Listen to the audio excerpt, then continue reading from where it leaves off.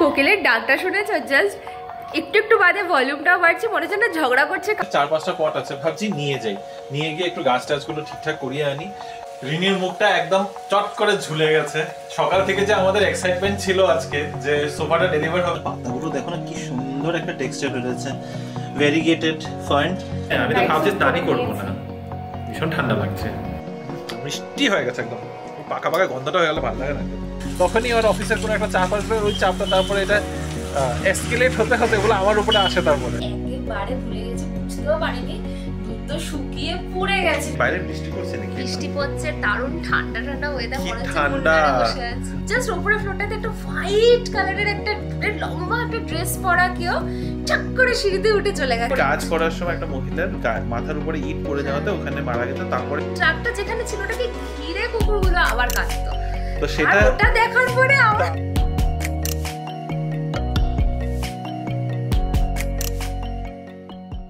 আজকে সকাল সকালে একদম এক মগ চা নিয়ে চলে এসেছি। অন্যদিন এই কাপে কফি থাকে, আজকে চা খাচ্ছি, তাও অনেকটা পরিমাণে। Good morning B B family, welcome back to the channel. আশা করি তোমরা সবাই খুবই ভালো আছো, আমরাও ভালোই আছি। আজকে স্যাটারডে মর্নিং, স্যাটারডে বাড়িতে আছি। আর আজকে ওয়েদারটা দেখে মনে হচ্ছে বাবা কোথাটা ঘুরতে গেলে ভালো হতো। ভীষণ মেঘলা, কিন্তু স্টিল রোদ উঠেছে, একটু হাওয়া টাওয়া দিচ্ছে বাইরে, বেশ ভালোই লাগছে। আজকে তো আমরা একটু এক্সাইটেড, তোমরা জানো, বাট এই এক্সাইটমেন্টটা লাস্ট অবধি ধরে রাখতে পারবো কিনা জানি না, কারণ এখনো কনফার্মেশন আসেনি যে কোন টাইমে আমাদের সোফাটা ডেলিভারি হচ্ছে। তো এখন আমি চাটা খাবো বিস্কিট দিয়ে। রিমোকে অলরেডি পাঠিয়ে দিয়েছে কিচেনে, চলো তোমাদেরকে দেখাই রিমো কি বানাচ্ছে। বলেন কি বানাচ্ছেন আপনি? আমি বানাচ্ছি সুজির পায়েস আজকে। কালকে রাতে দিদি পরোটা বানিয়ে গেছিল, যেটা রিনিও খাই নেই, আমি তো খাই নেই। তো দুটো পরোটা আছে, তো পরোটার সাথে কি খাওয়া হবে সেইভাবে ভাবলাম যে সুজি আনিয়েছিলাম, সেদিনও বলেছিলাম তোমাদের সুজির পায়েস বানানোর আমার ইচ্ছা ছিল, তো আজকে সুজির পায়েসই বানিয়ে দেবো। তো সুজির পায়েস দিয়ে পরোটা ব্রেকফাস্ট হয়ে যাবে, সাথে আম, ব্যাস ভালো ব্রেকফাস্ট। আমাদের আজকের ব্রেকফাস্ট ঘি পরোটা। হ্যাঁ, দিদি কালকে ঘিতে পরোটা বানিয়েছে, চৌকোনা পরোটা, তার সাথে হ্যাঁ জানি ঘি ইজ গুড। অল্প দেয় নেই, ডাব্বাটা একবার গিয়ে দেখো। তাই দেখো গিয়ে, এক স্পুনের মধ্যে নিয়ে টাচ করে করে ও যাও দেখো গিয়ে, 1 স্পুন খালি পড়ে রয়েছে এখন ঘিয়ের ডাব্বাতে। সিরিয়াসলি ধামালে করছি না। সাথে আম আর এই হচ্ছে সুজির পায়েস।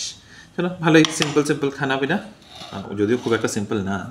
ব্রেকফাস্ট হয়ে গেছে, ব্রেকফাস্ট করে উঠে বেশ ঠান্ডা ঠান্ডা হাওয়া খাচ্ছিলাম এতক্ষণ বারান্দায় দাঁড়িয়ে। আর তারপরে নজর গেল যে আমাদের অনেকগুলো পট খালি হয়ে আছে, মানে ফাঁকা হয়ে গেছে, গাছগুলো হয়তো নেই বা পায়রাগুলো নষ্ট করে দিয়েছে। তো এখন ভাবছি আজকে হাতে সময় আছে, একটু ওয়েদারটাও ভালো আছে, আর বলতে বলতে বাস বেশ সুন্দর রোদ বেরিয়ে আসছে, চলো রোদের দিকে যাই। হ্যাঁ, তো যেগুলো পট ফাঁকা আছে, 4-5টা পট আছে, ভাবছি নিয়ে যাই, নিয়ে গিয়ে একটু গাছ টাছগুলো ঠিকঠাক করিয়ে আনি। মেইন হচ্ছে আমাদের এন্ট্রেন্সের কাছে এত সুন্দর করে আমরা গাছ লাগিয়েছিলাম, হঠাৎ করে কি হলো, পরপর দুটো গাছ না একদম নষ্ট হয়ে গেছে। একটা হচ্ছে আমাদের ওই সিম্বোজিয়াম একটা গাছ ছিল, সেই গাছটা একদমই নষ্ট হয়ে গেছে, একটা পাতাও নেই এখন। তো ওখানে ওটা ভাবছি চেঞ্জ করিয়ে অন্য কিছু একটা নিয়ে আসবো। আর রাবার প্ল্যান্টটাকে আমি কাট করে দিয়েছিলাম, যে এটা কাট করে দিলে সাইড দিয়ে ব্রাঞ্চিং হবে। যেই কাট করার পর থেকে দেখছি রাবার প্ল্যান্টের অবস্থাটা আরোই খারাপ হয়ে গেছে।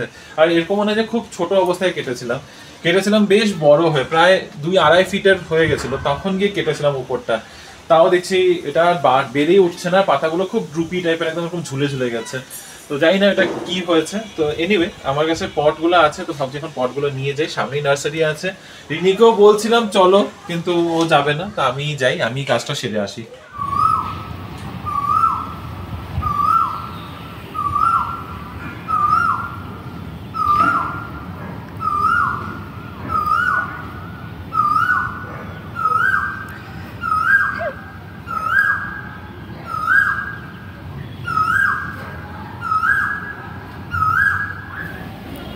কোকিলের ডাকটা শুনেছো? জাস্ট একটু একটু বাদে ভলিউমটাও বাড়ছে, মনে হচ্ছে না ঝগড়া করছে, কারোর উপর বোধহয় রেগে গেছে, পুরো একদম জোশে ডাকছে। আর খুব ভালো লাগছে শুনতে। ব্যাঙ্গালোরে এটা ভীষণ কমন, এরকম ওয়েদারে বলে ইভেন সারা বছর অলমোস্ট খুব সুন্দর এরকম ডাক শুনতে পাওয়া যায়।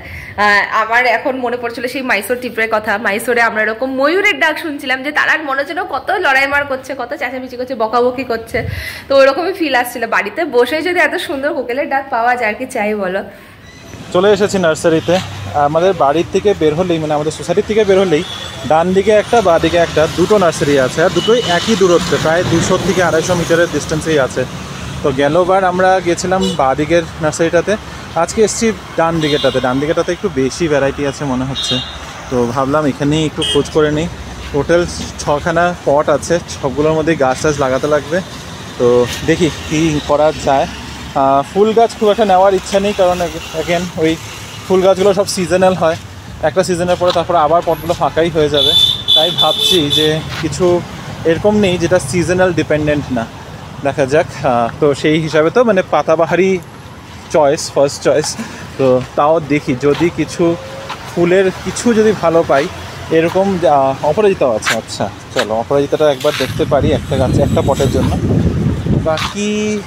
বাকি বুঝতে পারছি না, এটা নেওয়ার খুব ইচ্ছা, দেখি। রিনির মুখটা একদম চট করে ঝুলে গেছে।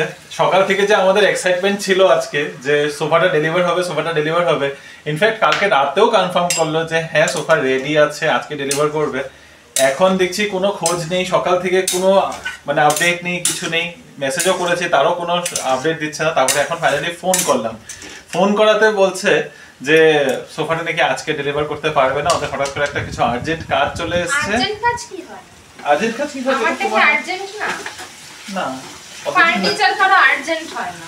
আরে তো ওদের কিছু আর্জেন্ট কাজ এসেছে, বললো বিজনেসের জন্য বাইরে গেছে। এগুলো হচ্ছে খুব খারাপ, এই জিনিসটাই আমার। আচ্ছা ঠিক আছে, এত আপসেট হওয়ার কিছু নেই। সোফাটা আজকে আসছে না, যেটার জন্য আমরা খুব এক্সাইটেড ছিলাম। সোফাটা আসবে কালকে, বললো কালকে দুপুরের মধ্যে ডেলিভার করে দেবে। তো যদি কালকে না হয় তো কি করবে এখন? গিয়ে গলা টিপবে?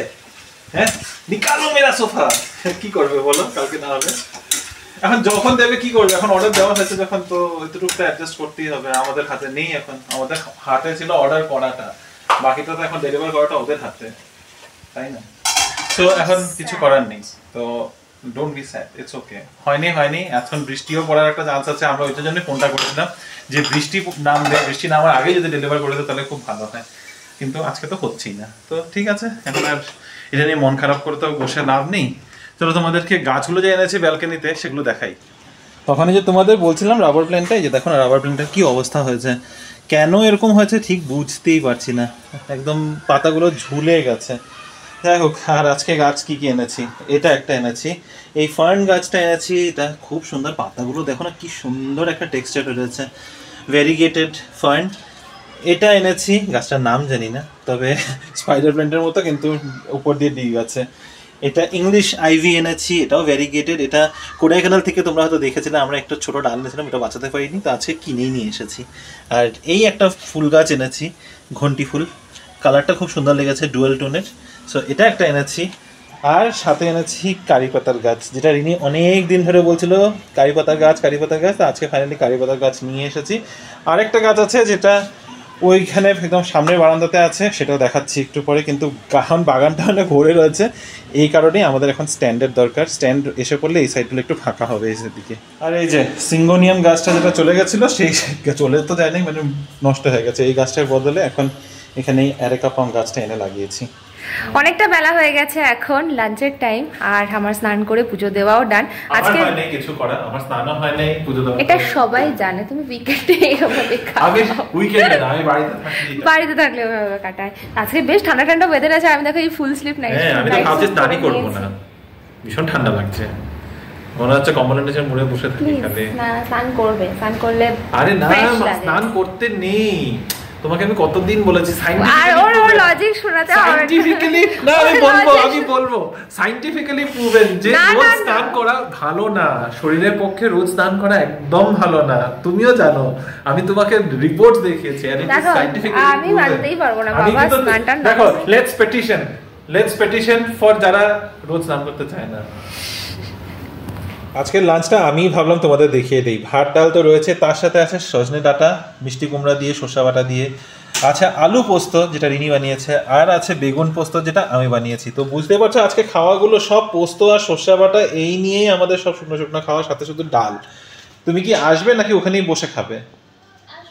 এই যে দিদি আসুন, হয়ে গেছে, ওখানে যা দেখার পরে দেখে নেবে। হ্যাঁ লাগছে কিন্তু ঠান্ডা, হ্যাঁ লাগছে, ঠান্ডাটা কোভিড হচ্ছে সবাই। কোভিড এখনো যাই না, হতেও পারে বাবা, তুমি মাস্ক পরে থাকবে ঘরে। কি আমার সাথে দূরে থাকো। লাঞ্চ হয়ে গেছে, লাঞ্চ করে উঠে সেই আবার বারান্দাতেই আসা বলো, কিন্তু ওয়েদারটা না কি বলবো, আর মাঝখানে একটু ঝিরিঝিরি বৃষ্টিও পড়লো। এই ওয়েদারে কম্বলের মধ্যে ঢুকে একদম মুড়ি দিয়ে বসে থাকতে বেশ ভালো লাগে, কিন্তু এখন আমি নিয়ে দাঁড়িয়ে আছি এখানে কামরাঙা মাখা। আবার একটা কামরাঙা ছিল যেটা একদম পেকে হলুদ হয়ে গেছে, তো ওটাকে এমনি মেখে নিলাম। এমনি কামরাঙা খেতে ভালো লাগে না, একটু মেখে নিলাম। এখন লাঞ্চ করার পর এটাই একটু হজমির মতো কাজ করবে আর কি আমার। চলো তারপরে গিয়ে একটু কম্বলের নিচে ঢুকবো, একটু ঘুমাবো। মিষ্টি হয়ে গেছে একদম, পাকা গন্ধটা হয়ে গেলে ভালো লাগে না, একদম বেশি পেকে গেছে। জাস্ট বেরোলাম মন্দিরে যাব বলে, আর আকাশের অবস্থা দেখো, ফট করে যেন কালো মেঘ একদম ঘিরে ধরেছে। এক্ষুনি বৃষ্টিটা নামলো বলে আমি ভাবলাম আজকে ওয়েদারটা ভালো থাকবে, ইভেন কুকও তাড়াতাড়ি বেরিয়ে গেল, কিন্তু দেখো আকাশটার অবস্থা। রিমোকে পাঠালাম আরেকটা ছাতা আনতে। প্রতিদিন বৃষ্টি হচ্ছে বলে নিজের একটা ছাতা তো নিয়েই এসেছি। তারপর রিমোকে বললাম না, এরকম ওয়েদার আছে যখন তুমি তোমারটাও নিয়ে এসো, নাহলে দুজনেই ভিজে যাবো। ভিজে তো এমনিও যাবো, কোনো উপায় নেই, কিন্তু ঠিক আছে অ্যাটলিস্ট যতটুকু বাঁচিয়ে চলা যায়, কারণ এমন একটা ডিস্টেন্সটা এখানে আলাদা করে অটো নেওয়াটাও খুব মুশকিল। এখানে রিক্সা বা টোটো এসব কিছুই চলে না, এগুলো হচ্ছে খুব মুশকিলের ব্যাপার আর কি। Good evening baby family. Rini আর আমি জাস্ট মন্দিরে যাওয়ার জন্য বেরিয়েছিলাম। এতক্ষণ ওয়েদারটা মোটামুটি ঠিকই ছিল, বৃষ্টি পড়েনি। এখন নিচে গেলাম, আর নিচে যাওয়ার সাথে সাথে দেখছি বৃষ্টির ঝিরঝিরি নামা শুরু হয়েছে, তাই আবার দৌড়িয়ে উপরে এসেছি ছাতাটা নিতে। রিনি অলরেডি নিজের ছাতাটা নিয়েছে, কিন্তু যেরকমভাবে বৃষ্টি নামার মানে আসার দেখছি, আকাশ যেভাবে কালো করে এসেছে হঠাৎ করে, মনে হচ্ছে একটা ছাতাতে হবে না, তাই আর একটা ছাতা নিয়ে তাড়াতাড়ি করে বের হই। রিনি নিচে দাঁড়িয়ে রয়েছে, তোমাদের নিচে গিয়ে তারপরে দেখাচ্ছি। আমি চাবিটা কোথায় রাখলাম আবার, চাবি আচ্ছা দরজাতেই লাগিয়ে রেখে দিয়েছি। ভাবো এই দৌড়াদৌড়ি জিনিসগুলো আমার একদম পছন্দ না। চলো তাড়াতাড়ি মন্দিরে যাই। আশা করছি বৃষ্টি খুব জোরে নামার আগে যেন আমরা মন্দিরে অ্যাটলিস্ট পৌঁছে যাই, তারপরে না হয় মন্দিরে দাঁড়াতে হলে দাঁড়িয়ে থাকবো। বৃষ্টি ওয়েদার দেখে ভেবেছিলাম আজকে একটু ফাঁকা হয়তো পাবো, কিন্তু ফাঁকা তো বাদ দাও, আরও বেশি মনে হয় ভিড় হয়ে গেছে। আর এত গাড়ি এসে থামে, এখন রাস্তার দুপাশে গাড়িও দাঁড়িয়ে থাকে। অ্যাকচুয়ালি সামনে একটা নতুন সোসাইটিও জাস্ট হ্যান্ড ওভার হয়েছে, তার জন্য ভিড়টা আরও বেশি হয়। ওই নতুন লোকজনও এদিকে মুভ করেছে। চলো যাই, বৃষ্টিটা জাস্ট নামা শুরু হলো। আমি মাত্র রিনিকে বলছিলাম যে ছাতাটা আনার কোনো মানেই হলো না। পুজো দিয়ে এসে এবার পেট পুজোর জন্য এখানে চাপের দোকানটাতে বসেছি। ভাবলাম ঘরেই নিয়ে যাবো, তো বললাম ঘরে নিয়ে গেলে না একটু ঠান্ডা হয়ে যায়, তারপর আবার ওটাকে বারো করে এখানে মানে আরামসে খেয়ে গেলেই বেটার। যদিও রিনির ইচ্ছা অন্য কিছু ছিল, ভাবছিল এয়ার ফ্রায়ারে কিছু ফ্রাইড আইটেম খাবে, কিন্তু আর ফ্রাইড আইটেম খেতে ইচ্ছা করলো না। আমার তো ইচ্ছা করলো না, জানি না, ভাবলাম যে এটা একটু গ্রিল ফিল আছে, এটাই বেটার হবে। তো এখানে এক প্লেট আচারি কি নিয়েছি, আচারি চাপ নিয়ে এটা খাওয়া দাওয়া করে তারপরে যাব বাড়ি। আর এদিকে বৃষ্টি মানে ছাতাটা কিন্তু সত্যি কোনো কাজে লাগলো না, এখনো আমার ছাতা একদম শুকনো। জাস্ট মন্দির থেকে বেরোচ্ছি, তখন মানে বেরোনোর জাস্ট আগটা দিয়ে একদম প্রচণ্ড করে বৃষ্টি পড়লো, বের পড়েই একদম 3-4 মিনিটের মধ্যে একদম ফাঁকা হয়ে গেল। অ্যাকচুয়ালি খুব হাওয়া চলছে, তো মেঘগুলো এক জায়গায় টিকছে না। কি হয়েছে তোমার, সব ঠিক আছে তো? রিনি যখনই এরকম ফোনের মধ্যে ঢুকে থাকে না, আমার তখন টেনশন হয়ে যায়। তখনই ওর অফিসের কোনো একটা চাপ আসবে, ওই চাপটা তারপরে এটা এসকেলেট হতে ওগুলো আমার উপরে আসে। তারপরে হ্যাঁ করো না, আমার ছাতা ভেঙে গেছে। হ্যাঁ ছাতাটাই ভেঙে গেছে। ঠিক আছে, এক হাতে ধরবে, এক হাতে অনেকক্ষণ ধরে এটা তোমার এই ছাতাটা প্রায় 6-7 মাস ধরে একটু অসুবিধা দিচ্ছে। আসলে এটা ব্যাঙ্গালোরে সবসময় তো ইউজ হয় না, এমন একটা রোদে ইউজ হয়, শুধুমাত্র বৃষ্টি হলে ইউজ হয়। মাঝখানে বৃষ্টি ছিল না, এটা ইউজ হয়নি অনেকদিন, আগের বছর থেকে একটু টাইট হচ্ছিল। এটা ঠিক আছে, নতুন ছাতা ব্যাঙ্গালোরে আসার পরে ফার্স্ট পারচেজ। আই নো, আমার সাথে দেখা হওয়ার 1 মাস বাদে এই ছাতাটা অর্ডার করেছিল, হোম সেন্টারে গিয়ে নিয়ে এসেছিল। আচারি চাপ রেডি নাও। রাখো হয়ে গেছে, স্যাটারডে শেষ।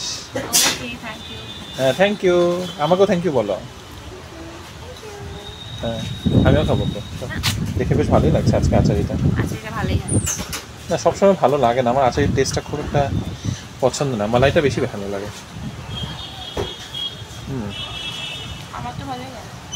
আমি তো জানি তোমার ভালোই লাগে।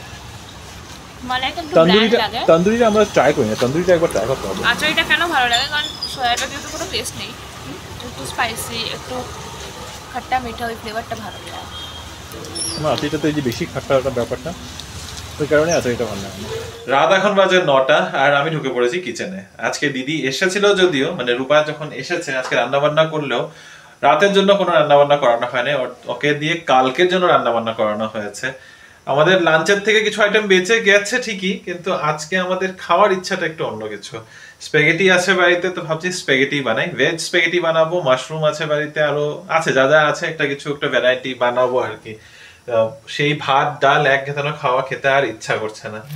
আজকে আমাদের মুভি ডেটের প্রস্তুতি চলছে উইথ Movie date? স্প্যাগেটি। হ্যাঁ, মুঞ্জিয়া দেখবো যে। আচ্ছা, অবাক হয়ে গেছে। না এখন ওইটা ডেট কখন হয়ে গেল, হ্যাঁ, তো ডেটই তো। রান্না করছি জানি। সুন্দর স্প্যাগেটি, মাশরুম স্প্যাগেটি খাবো তো, অফকোর্স খাবো। স্প্যাগেটি ওয়াও, নাটক করছো কেন? হ্যাঁ, ওয়াই দ্য নাটক? আমাদের আজকের স্প্যাগেটি ডিনার একদম সিম্পল স্প্যাগেটি, খুব একটা ফ্যান্সি কিছু করিনি, উপর দিয়ে একটু বেশি করে চিজ দিয়ে দিয়েছি, এটাই ফ্যান্সি। তুমি আসবে? ফোনে চার্জ শেষ হয়ে গেছে। ভালো আছে, সারাক্ষণ ফোন ঘাটলে এটাই হয়। হ্যাঁ, আর আমাকে কেউ বলে যে আমি নাকি সারাক্ষণ ফোন করি। কি কাজ করছিলে? 1.5 ঘন্টা ধরে এখন তুমি মায়ের সাথেই গল্প করছিলে। গল্প করতে করতে করতে করতে ফোনই অফ হয়ে গেছে, ভাবো কত বকবক করা। এটা দেখতে কি ভালো লাগছে। চলো চালাই মুঞ্জি, আমি একটু ট্রাই করি। হ্যাঁ, মুঞ্জিয়া চলো। কি ট্রাই করবে? ও আচ্ছা, ট্রাই করবে। হ্যাঁ, করো। না, খুব একটা গরম থাকবে না, নুডলস বেশিক্ষণ থাকে না গরম। খাও, খেয়ে দেখো হাউ গুড অর ব্যাড। ঠিক আছে, একটু বেজিলটা কম লাগছে। আমি একবার দেখলাম জেপ্টোতে বা ব্লিঙ্কিটে, কিন্তু এখন নেই, সবখানে আউট অফ স্টক হয়ে গেছে। বেজিলটা হলে একটু ফ্রেশনেস আসতো। খেতে খেতে মুঞ্জিয়া মুভিটা চালিয়েছিলাম, খুব ভালো লাগছে। এতদিন যে কেন দেখিনি, দেখবো দেখবো করে আর হয় না। এত কিছু কাজের মাঝখানে, মানে অফিসের কাজ, বাড়ির কাজ, সবকিছুর মাঝখানে ভুলেই যায় যে কিছু কিছু মুভিজ এত ভালো ভালো এসেছে আর এগুলো দেখার জন্য লিস্টে অ্যাড করা আছে, কিন্তু দেখা আর হয় না। আজকে চালিয়ে বসেছি আর সত্যি এত ভালো লাগছিল। যাক, এখন উঠে এসেছি একটু, ভাবলাম তোমাদের সাথেও একটু গল্প করা হোক। আজকে একটা জিনিসের জন্য যেটার দিকে আমি আর ইনি দুজনেই তাকিয়ে বসে রয়েছিলাম, সেটা হচ্ছিল আমাদের সোফা, কিন্তু সেটা তো আর আসে নাই, তাই তোমাদের সাথে শেয়ারও করতে পারিনি। এবার তাক লাগিয়ে বসে রয়েছি যে কালকে আসবে, কালকে আসলে তাহলে বাড়িটা একটু গুছানোরও প্ল্যান আছে। ওই বাড়ি গোছানোর প্ল্যান তোমাদেরকে অনেক কিছু বললাম, এটাও করবো ওটাও করবো, তো সব একটু একটু করে করছি। প্ল্যান্টার স্ট্যান্ডও ইনি একটা অর্ডার করেছে। আমাদের এখন অনেক কিছু আস্তে ধীরে একটু গুছিয়ে ওঠার ইচ্ছা। যাই হোক, যদিও এমন বিশেষ বড় কিছু গোছাচ্ছি না, ছোট ছোট ছোট ছোট করে একটু বাড়িটার মধ্যে একটু স্পেস করার ব্যাপার আর কি। এই বাড়িতে তোমরা তো জানোই যে স্টোরেজের ভীষণ প্রবলেম। এই স্টোরেজের প্রবলেমের জন্য এত ক্যাবিনেট সব আমাদের করতে হয়েছে। যাই না, যদি কোনোদিন আবার এই বাড়িটা ছাড়তে হয়, আজকের থেকে থুথু টাচউড বলতে চাই না, কিন্তু বাইরে যখন ছাড়তে হবে তখন আবার এই ক্যাবিনেটগুলো নিয়ে কোথায় রাখবো কি রাখবো, তখন এই চিন্তা একটা মাথায়। এখানে মানে ব্যাঙ্গালোরে ইউজুয়ালি কিন্তু এটা নিয়ে অসুবিধা হয় না। ব্যাঙ্গালোরে মোস্টলি বাড়িগুলোতে সেমি ফার্নিশডই হয়, উপরে ক্যাবিনেটস লফট এগুলো থাকেই। এই একটা বাড়ি দেখলাম আমি এত বছরে যেখানে লফট কিচ্ছুই নেই। তো তার জন্য আমাদের, আর এখন জানেন বিবাহিত জীবনে তো একটু বাসনপত্র জিনিস কোয়ান্টিটি একটু বেশি থাকে। আর রিনির শাড়ি কাপড় তো কথা বলে লাভ নেই। এখন যদি রিনি শুনে তখন এসে বলবে হ্যাঁ, তো মেয়ে মানুষদের এরকমই হয়, কিন্তু যাই জিনিস আছে সেগুলো স্টোরেজ কম পড়ে যাচ্ছে। তাই এখন সব নিচে থাকাতে আরো একটা প্রবলেম হয়ে যাচ্ছে যে ওই উপরে লফট নেই, তো তাই সবকিছু যত স্টোরেজ আমরা করছি সবই পাকার মধ্যে রাখা। তো পাকার মধ্যে স্পেস কম হয়ে যাচ্ছে, ফ্লোর স্পেস কম হয়ে যাচ্ছে। জানি না ওটা কি করে ম্যানেজ করবো, ওইটা তো আর ম্যানেজ করার কিছু নেই। তাও রিনিয়ার আমি এখন ভাবছি যে যদি খুব দরকার পড়ে একটা লফট তো না, একটা জাস্ট থাক যদি উপর লাগাতে হয় ওরকমই লাগিয়ে দেবো। কিন্তু ওই থাক লাগাতে অনেক খরচা, এত খরচা করা উচিত কিনা একটা ভাড়া বাড়িতে, সেটা নিয়েও আমরা চিন্তা করছি। অ্যাটলিস্ট এই জিনিসগুলো, এই ফার্নিচারগুলো যেগুলো আমরা বানানো করেছি এগুলো মুভ করতে পারবো। লফট বানালে আর সেটা তো মুভ করা যাবে না। এই যে আমাদের কিচেনের পিছন দিকে দেখতে পাচ্ছ এই ক্যাবিনেটটা, এটাও আমাদের আগে, মানে এই বাড়িতে যখন প্রথম যে টেনেন্ট ছিল সেই নাকি লাগানো করিয়েছে। আর লাগানো করিয়েছে এমনই একটা লাগানো করিয়েছে, এটা কোনো খুব একটা কাজে কিছু আসে না। তার নিচেই গ্যাস বসে, এই গ্যাসের থেকে তেলের ছিটা পড়ে এই মানে কন্টেনার গুলো পরিষ্কার করে রাখাটা, এটা আরো একটা বিশাল চাপ। যাই হোক, এখন রিনি ঢুকেছে কিচেনে একটা আকাম ঘটেছে। আকাম কিছু না, মুভি দেখতে দেখতে যেটা হয়ে যায় আর কি। এখন খাটনিটা তোমারই বাড়লো। খাটনিটা তো বাড়লো আসলে, রিমো পাস্তাটা যখন বানিয়েছিল বেশ ড্রাই হয়ে গেছিল, তো আমরা আবার ডিসাইড করলাম না একটু দুধ দিয়ে ওটাকে একটু সস মতো বানিয়ে নেওয়া যায়। দুধটা আনলাম, এবার দুধটা ঠান্ডা তো দেওয়া যাবে না, তো ওটা মাইক্রোওয়েভ করে দেওয়া হয়েছে। আমি তো আমার মাইক্রোওয়েভে দিয়ে দিয়েছি, তুমি আবার এটাকে জাল দিতে বসিয়েছো। প্যাকেটটা খুলেছি, তাহলে আমি একটু গরম করে ফ্রিজে ঢোকাবো। এবার ওই যে গরম করে মুভি দেখতে চলে গেছি, একেবারে ভুলে গেছি, বুঝতেও পারিনি দুধ তো শুকিয়ে পুড়ে গেছে রীতিমতো, এত খারাপ লাগছে। ভাগ্যিস আমি এসেছি দেখে একটু গন্ধ পেয়েছি, খাওয়ার পরে আমরা এসেছি তখন তুমি দেখেছো। যাই হোক অ্যাট লিস্ট আমি দেখেছি। মানে এখন পুরা লেগেছে বলতে এই যে এরকম উপরে শর্ট পরে পুরা লেগে গেছে, এখন এটাকে পরিষ্কার করাটা আরো একটা কাজ। এখন এটা আরেকটা কাজ, এটা তো আর দেওয়া যাবে না। কাকে দেওয়া যাবে না, ওরা পারবে না ওটা করতে। হ্যাঁ এটা তোমারই করতে হবে। এখন ভিজিয়ে রেখে দাও, কালকে সকালে পরিষ্কার করো। এখন বাকি কিচেনটাও ক্লিন করতে হবে, খুব বাজে অবস্থা কিচেনের। আমার হেল্প লাগবে কিছুতে? না, আমি এগুলো ঢুকিয়ে দিচ্ছি, ঠিক আছে, এটা আমি করে দিচ্ছি। দাঁড়া, কি ঠান্ডা আজকে, বাইরে বৃষ্টি পড়ছে নাকি? বৃষ্টি পড়ছে, দারুণ ঠান্ডা ঠান্ডা ওয়েদার, মনে হচ্ছে ঠান্ডা। মুন্ডারে বসে আছি। আমার এই কম্বলে আমার কিন্তু এখন ঠান্ডা কাটছে না। আজকে রিমো কম্বল দেখছিল যে কম্বল কিনতে হবে। এই ঢাকে কম্বলটা সত্যি ভীষণ পাতলা হয়ে গেছে, একটা মানে একদম পাতলা হয়ে গেছে, ভীষণ পাতলা। মানে এটা কাপড় তুলাটা না ভালো না, তুলাটা এটা একদম বাজে পড়েছে এই কম্বলটা। স্যাটিসফাই করার মতো কম্বল পৃথিবীতে তৈরি হওয়াটা ডিফিকাল্ট না আছে। আমার এর আগের যেটা স্পার থেকে আমরা কিনেছিলাম ওই কম্বলটা সত্যি খুব ভালো ছিল, কাপড়টা ভীষণ বাজে ছিল। কাপড়টা লিটারালি স্পারের কাপড়টা একদম নষ্ট হয়ে ফাটা ফাটা হয়ে গেছে। অ্যাকচুয়ালি ব্ল্যাঙ্কেটস খুব ভালো পাওয়া যায়, আমিও ব্যাঙ্গালোরে এসে একটা কিনেছিলাম, আমার তারপর তো সেটা ট্র্যাজেডি হয়ে গেছে। স্টিচ গুলো না মানে স্পারের জেনারেলি আমি দেখেছি যে এখান অ্যামাজন থেকে যে ব্ল্যাঙ্কেট গুলো কিনা হয় বা কমফর্টার গুলো কিনা হয় ওগুলো না একটু টান টান করলে স্টিচ গুলো একদম খুলে যায়। স্পারের এই জিনিসটা খুব ভালো, স্টিচটা খুব ভালো থাকে যতই তুমি টানা চিন্তা করো। আর আমি তো মানে পায়ের নিচে এরকম গুজে বসি, কি করে কম্বলটাকে, তো সেটার জন্য না ওই মানে স্টিচ গুলো একদম ইনট্যাক্ট থাকে। তা আমার ওরকমই একটা কিছু কম্বল চাই, দেখি কালকে যদি সময় করে উঠতে পারি সব ঘরটা একটু গুছানোর পর, তাহলে একটু যাবো স্পার। তখন যখন জিনিসটা আসবে, হ্যাঁ ওটাই, যদি আসে তারপরে, আর যদি নাও আসে কালকে স্পার যাবো। ঠান্ডা পড়ে গেছে নাহলে আমরা কিছুই না, ওই বড় ব্ল্যাঙ্কেটটা বের করতে হবে আর কি খাটের নিচে থেকে, যেটা আমি করতে চাইছি না, ওটা থাক। এনিওয়ে মুঞ্জিয়া দেখতে যেতে হবে, কিন্তু আমার এখন এখান থেকে উঠতে একদম ইচ্ছা করছে না। ইন্টারভালে ব্রেক নিয়ে কিচেন সব ক্লিন করে আসলাম, আর কিচেনে আজকে প্রচুর কাজ ছিল, কারণ দুধের বাসনটা আমি একটু চেষ্টাও করলাম, হাতের অবস্থা খারাপ হয়ে গেছে তার জন্য। উঠেছে মোটামুটি, এখন একবার আরো 2-3 বার ধুতে হবে এটা। যাই হোক, তো ভূতের একটু হরর কমেডি মুঞ্জিয়া তোমরা অনেকেই দেখে থাকবে, কারণ বেশ কয়েক মাস হয়ে গেছে আমাদেরই দেখা হয়নি, তাই আমরা আজকের ডেট নাইট বলে ওটা দেখছি, যেটা আদৌ ডেট নাইট হচ্ছে না। ডেট নাইট এখন আর এখান থেকে উঠে যেতে ইচ্ছা হচ্ছে না। এনিওয়েজ, তো এই মুভিটা তো দেখে বেশ মজা লাগছে, করতে করতে রিমু আমাকে জিজ্ঞাসা করলো হঠাৎ করে, আরে তোমার কোনো এরকম এক্সপেরিয়েন্স আছে নাকি? তখন আমি বললাম না, আমি প্রথমে ওকে বললাম যে দেখো মুন্নিকে বিয়ে করতে যাচ্ছে, কিন্তু মুন্নিকে খুঁজছে, মুন্নি লাগিন এরকম করে বলে যাচ্ছে, আমার ডাক নাম মুন্নি ভাই, আজকে রাতে বেলা এসে কানের কাছে বলে মুন্নি, কানের সামনে আমি, ও রাতে যখন ঘুমাবে আমি কানের সামনে বলবো মুন্নি লাগে, মুন্নি লাগে। এখন সবাই বলবে, কিছু বলবে না। কি বলবে সেই হাসিটা, কি রাক্ষস হাসি? এনিওয়েজ, তারপরেই বলবো যে তোমাদের সাথে একটা গল্প শেয়ার করি এই ভূত ব্যাপারটা নিয়ে, যে আমার কোনো এরকম এক্সপিরিয়েন্স আছে কিনা। আমি যখন জিজ্ঞাসা করছিলাম আমাকে তো বললে না একটা করো কি গল্প, তা আমি এতবার জিজ্ঞাসা করলাম যে তোমার কোনো এক্সপেরিয়েন্স। না আমি ভয় পাই না, এদিকে ভয় পাই না, কিন্তু আমি একা বাড়িতে কোনো সময় থাকতে পারি না, আমি রাতে থাকতে পারি না। ওকে, তো একটা সময় ছোটবেলা থেকে আমি খুব ওই আহার টাহার দেখে পড়েছি, তো আমার অত ভয়টা লাগতো না। আবার কলেজে যাওয়ার পরে হস্টেলে একটু ভয় লাগতো। তারপরে একটা ফেজ এসেছিল এই সেকেন্ড ইয়ার থার্ড ইয়ারের টাইমে, প্রচুর ওই রিং গ্রাজ এসব দেখে আর ভয় লাগতো না। ইভেন আমি পুরো মাস্টার্সে একা হস্টেলে একটা রুমে থাকতাম, আমার রুমমেটসরা থাকতো না। আর আমার হস্টেলটা কি বলবো, এই অ্যাপার্টমেন্টের মতো বিশাল একটা হস্টেল ছিল আমাদের। তো সেইখানে এত বড় হস্টেল ছিল, মানে এক একটা রুম এত বড় ছিল না, মানে হস্টেল আমি ইন দ্য সেন্স বিল্ডিংটা বলছি, মানে 4 কোণা পুরো একটা বিশাল বড় কম্পাউন্ড দিয়ে এক একটা ফ্লোরে কম করে 22টা-25টা করে রুম থাকতো, এতটাই বড় ছিল। অ্যান্ড ঠিক আছে, ওরকম রাতের বেলা, আমার হস্টেল হচ্ছে একদম, মানে আমি যেহেতু শিবপুরে পড়তাম তো গঙ্গার একদম পাশে, তো রাতের বেলাতে একদম ছমছমে আর প্রচন্ড ঠান্ডা হাওয়া দিত। তো এরকমই একদিনকে একটা ইনসিডেন্ট হঠাৎ করে মনে পড়লো আমার। তো আমি থাকতাম হচ্ছে দোতলাতে, তো রাতের বেলাতে পড়াশোনা করতাম, পরীক্ষার সময় রাতে 2টো বেজে গেছে। আর এসব হস্টেলগুলোতে কি হয়, রুমের সাথে বাথরুম থাকতো না, সবসময় বিল্ডিং এর কর্নারে 4টে কর্নারে ওয়াশরুম সিস্টেমটা থাকতো, তোমাকে ওই বারান্দা দিয়ে, রুম থেকে বেরিয়ে খোলা বারান্দা দিয়ে হেঁটে যেতে হতো।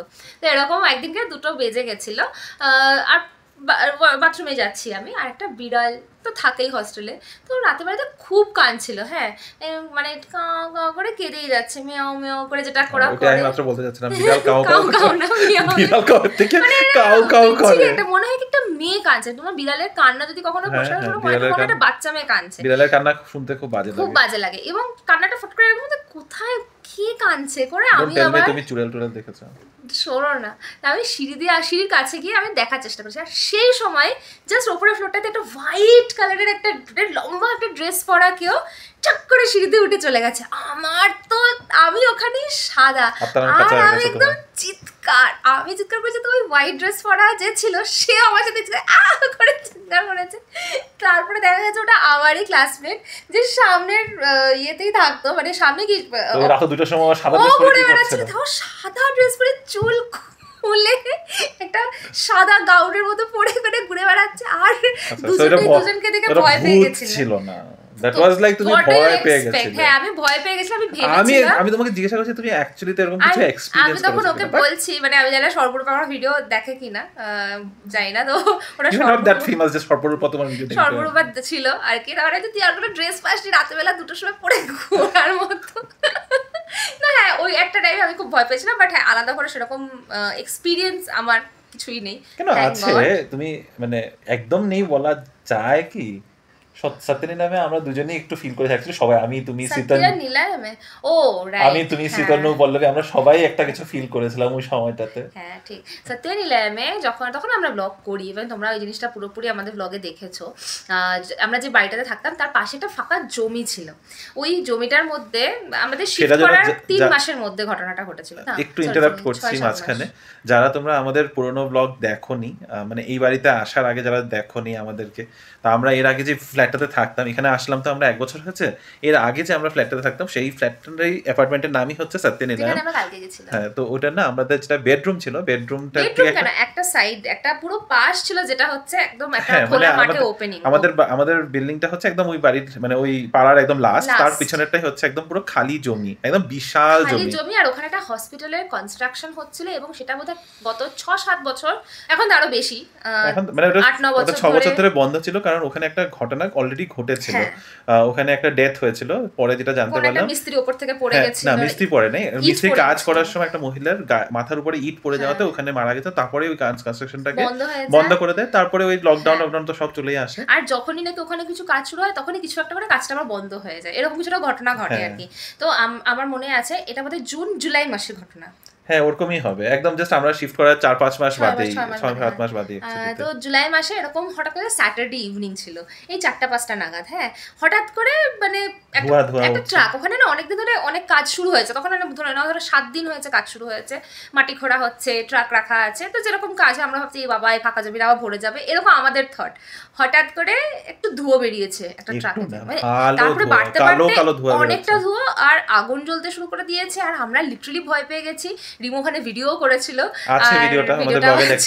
আমরা বারান্দায় গিয়ে দাঁড়িয়েছি কি হয়েছে, তারপরে দেখা যাচ্ছে আরেকজন এসে একটা মানুষকে ওখান থেকে টেনে বার করেছে তলার থেকে। আমি এখন একটু কন্টিনিউ করছি। ট্রাকটার মধ্যে আগুন লেগে গেছিল, ট্রাকের হঠাৎ করে মানে আউট অফ নোওয়্যার ট্রাকটা মাটি মানে বেসিক্যালি যেখানে কনস্ট্রাকশনের কাজটা চলছে ওখান থেকে মাটি নিয়ে সাইডে মাটিগুলো ফেলতে যাচ্ছে, ওখানে হঠাৎ করে ট্রাকটার মধ্যে আগুন লেগে যায়। ট্রাকটার মধ্যে আগুন লেগে যাওয়াতে ড্রাইভারও ছিল এবং ট্রাকের নিচে একজন কিছুটা করছিল, ওটা ঝাঁপ দিয়েছে যে নিচে মানে পড়ে গেছে লোকটা। তারপরে লোকটাকে ওখান থেকে বের করা হয়েছে, তারপরে জানা গেল যে ওই লোকটা অ্যাকচুয়ালি মারা যায়। ট্রাকটা ওখানে মোটামুটি 10 দিন পর্যন্ত ট্রাকটা ওই জলা ট্রাকটা ওখানেই ছিল। ফায়ার ব্রিগেড এসেছিল, অবভিয়াসলি আগুনটা নিভানো হয়েছে, কিন্তু ট্রাকটা ওখানে ছিল। তো ঠিক তার নেক্সট ডে রাতের থেকেই না 12টা এক্স্যাক্টলি 12টার সময়, ঠিক 12টা না মানে 12টা 12:30 ওরকম সময়টা দিয়ে সময়টাতে অনেকগুলো কুকুর এসে ওই ট্রাকটাকে ঘিরে একদম ঠিক ট্রাকটার চারদিকে এসে পড়তো, মানে না হলো 6-7টা কুকুর আসতো আর একদম ট্রাকটার দিকে তাকিয়ে না ঘাউ ঘাউ করতো। আর এটা আমরা এই ঘাউ ঘাউ করতো না, হ্যাঁ মানে একটা কান্নার মতো আর কি। তো আর আমরা এটা এই জন্য আরো দেখতাম, কারণ আমাদের বেডরুমের যে ব্যালকনিটা ছিল, বেডরুমের ব্যালকনিতে গেলেই ওই ট্রাকটা দেখা যায়। হ্যাঁ আমাদের নিচেও সিতুনরা ওরাও দেখতে পাচ্ছে, আমরাও দেখতে পাচ্ছি। আর তখন মেসেজের কথা হচ্ছে হ্যাঁ কাঁদছে, আর একদম ঠিক মানে একদম সময়টা না বাধা ছিল, ওই 12টা 20 12:30 নাগাদ ওখানে মধ্যে একদম কুকুরগুলো সব আস্তে ধীরে আসতো, আর এক্স্যাক্টলি ওই টাইমটা করে না মানে একদম কাঁদতো, কন্টিনিউ কাঁদতো। এবং তারপরে অবভিয়াসলি কিছুদিন বাদে ট্রাকটা ওখান থেকে সরে যাওয়া, ট্রাকটা সরে যাওয়ার পরে খালি জায়গাটাতে এসে যখন কাটতো। ট্রাকটা সরে গেছে, অদ্ভুত ব্যাপার যে ট্রাকটা যাওয়ার পরে ওই ট্রাকটা যেখানে ছিল ওটাকে ঘিরে কুকুরগুলো আবার কাটতো। তো সেটা ওটা দেখার পরে তো আমরা ওইটা নিয়ে অবভিয়াসলি একটু ভাবতাম যে কি হয়েছে, কেন এরকম হচ্ছে, যে বারান্দা যেতামই না সন্ধ্যা সরি হয়ে আমি যাওয়ার একটা এক পরে। হাতে ধরে ধরে ব্যথা হয়ে গেছে। সন্ধ্যা হওয়ার পরে আমরা বারান্দাতে না যাওয়া আমি যেতাম, তুমি যেতে না যেতাম তখন। তো আমি নাই, আর তখন আমরা একটা এটা নিয়ে মানে বেশ আলোচনা করতাম যে কি খুব হয়েছে। হাওয়া দিত তো, And- দরজাটা ঢাক ঢাক ঢাক ঢাক করে আওয়াজও হতো, মনে আছে? আর একদম মানে ভেরি সারপ্রাইজিংলি ঠিক 1 মাস, একদম কাটায় কাটায় 1 মাস যেদিন কমপ্লিট হয় ওই ইনসিডেন্টটার থেকে, তার থেকে একদম শান্ত, একদম শান্ত, আর কোনো কুকুর কুকুর আসতো আসে না। তখন আমরা বললাম যে ওই হয়তো মানে এই যে শ্রাদ্ধ ভাদ্র কাজগুলো হয়, সব নিয়ম পুজো টুজো হয়তো যা করার করে ফেলেছে, ফাইনালি গিয়ে হয়তো শান্তি পেয়েছে আত্মাটা, এখন নিয়ে করে না। মানে লিটারালি প্রায় মাস খানিক এটা কন্টিনিউয়াস হয়ে গেছে, আর আমরা খালি এটা বলতাম এই এখনই শুরু হবে, হ্যাঁ এখনই এখন শুরু মানে একদম 12টা 12টা বাজে আমরা জানতাম যে এখানে এখন কুকুর কাঁদবে। সেটা নিয়ে একটা তখনও ভিডিও করেছিলাম, জানি না কতজন দেখেছো, বাট যাই হোক এরকম ইনসিডেন্টস আমার সাথে তো এরকম অনেক ছোটখাটো ইনসিডেন্টস হয়েছে, কারণ আমি তো গ্রামেগঞ্জের থেকে এসেছি। তবে শুধু গ্রামেগঞ্জে না, আমার কিন্তু এরকম ইনসিডেন্ট আমি ব্যাঙ্গালোরে আসার পরও ফিল করেছি। তবে আজকে ওটা নিয়ে আর আলোচনা করছি না, এখন যাই মুভিটা দেখতে। হ্যাঁ। আজকে কমেন্টস খুব একটা নেই, তো কমেন্টস নিয়ে তোমাদের সাথে একটু পরে আলোচনা করছি কি না, চলো আজকে আর কমেন্টস অ্যাকচুয়ালি তো 3-4টাই কমেন্ট আছে, তোমাদের সব কমেন্ট গুলো কালকে একবারে নিয়ে বসবো। আজকে এখন যাই মুভিটা দেখি। তো আজকের এই ভিডিওটার মধ্যে যদি তোমাদের কিছু ভালো লেগে থাকে, please do like share comment and subscribe to our channel. আর তোমাদেরও কোনো রকম এক্সপেরিয়েন্স থাকলে অবশ্যই হ্যাঁ জানিও। সত্যি আমাদের কিন্তু খুব ভালো, আমার অ্যাটলিস্ট শুনতে ভালো লাগে। রিনি একটু ভয় পাবে যদিও, ভালো। কিন্তু শুনবে, গল্প শুনবে, সব শুনবো না, করবে। আমি ভয় পাবো আর রিবোকে ইরিটেট করবো। তো এনিওয়ে দেখা হবে তোমাদের সাথে কাল আবার একটা নতুন দিন, নতুন ব্লগ, নতুন গল্প নিয়ে। Till then stay safe and take care, কারণ কোভিড কেসেস খুব বাড়ছে। আবারও বলছি প্লিজ ডু টেক কেয়ার। চলো bye bye, Good good night. Night.